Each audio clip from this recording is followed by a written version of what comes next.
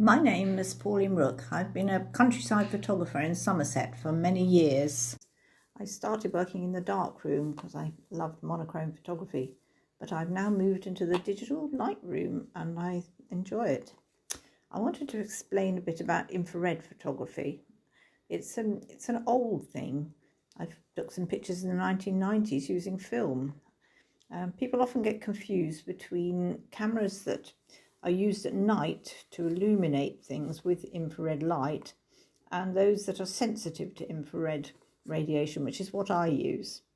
I mean, it used to be possible to do it with special films, but they were very difficult to use. You had to load them into the camera completely in the dark, and it was very hard to estimate the exposures and get the focus sharp.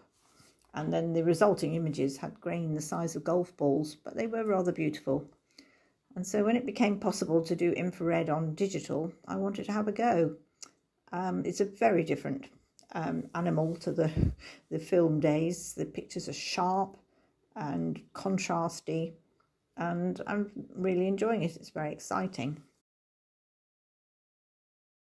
My absolute favourite place to take photographs is the Blackdown Hills. You can walk around and there's the miles of lanes and there's a surprise around every corner. There's lovely old packhorse bridges. There's old disused Nissan huts left over from the wartime.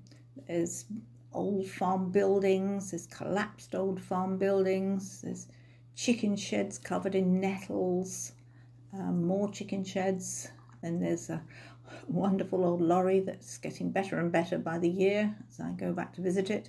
And there's old farm implements, and then there's the animals, cattle under trees, which come out particularly well in infrared.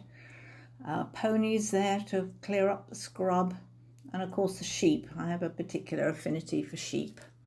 Somerset Arts Week this year, my prints can be seen and bought from the Somerset Guild of Craftsmen Gallery in Broad Street in Wells.